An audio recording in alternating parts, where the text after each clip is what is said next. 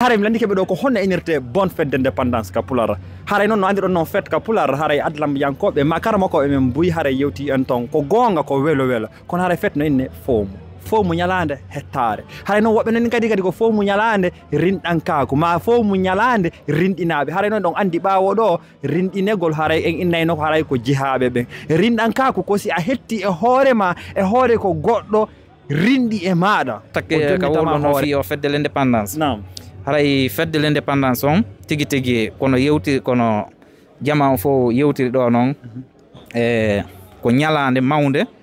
nde anditeten andinen ɓiɓɓe men e mawɓe men ko wanno mawɓe men ko golluno ha ɓeyni tigi tigi on kamɓe ɓe faala hettude indépendant ɓe wona libre donc nden ñalande wonɗen e wadde fête mum on ɗo andina jama on andina ɓiɓɓe men ɓen enen kadi jaka en hettuno hoore men e nder nde ñalande ɗo donc aray ko on welo welo ɗon e wonde wadde ɗo aray miɗo weltano jama on ko ari kon fof e ettoɗen ɗum ɗo ñiiɓa Italie ɗo par ce que ko deuxiéme fois on ɗum no wadde ɗo haray hitande be ettoɗen ambassade o wakkilo organise na en ɗum ɗo e yimɓe ɓen noto kadi haray ko noon falnode bisimilla haray ɗo tunda ɗo ela yaade nde landal hikkugal ɗon ngal min miɗi mema ɗum toɓɓere wotere nde ɓe maaki ɗo enen pullo Fouta wii ma pular Fouta wii hey modi mo yirganima ɓawo ngo an kadi modi kippan hoorema rendu modi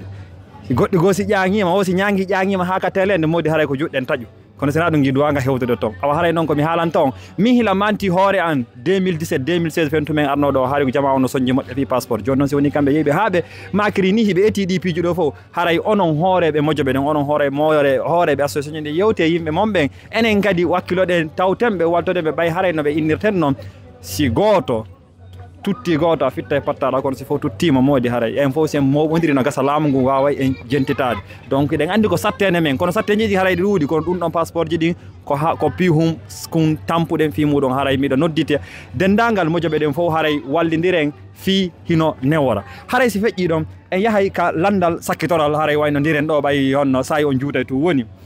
e waɗa ɗo landum on sama kala hum ɓayal waɗi ko ñalande haray innen ko fête d'indépendance meɗen on enen ɗo fof hande onon ko ɗo meɗen tamƴini haray ɗo mari fayɓe ma ɗo mari taniraɓe si ɓe ni on baba ko honno inirte bonne fête d'indépendance ka pular ɓay haray komi pullo ko honɗum jabotoɗon ɓe ko honno sifarontoɓe fiyoɓe falto haray ɗon on mi ala ɗumannade mi ala poɗude haara e nder mum wayi on ti naali de haray hina Fouta janɗi kono aray duuɓi nogayno ɗo e nder Italie ɗo depuis hewti ɗo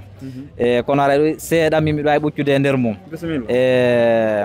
ɗo si ɓiɓɓe hamɓe landike lan ɗo haray koninte o bonne fête haray min komi wawata jabade ɗon ko ñalande nde leydi an ɗin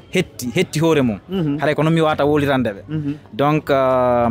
ñalande nde leydi laguine ndin hetti hoore mum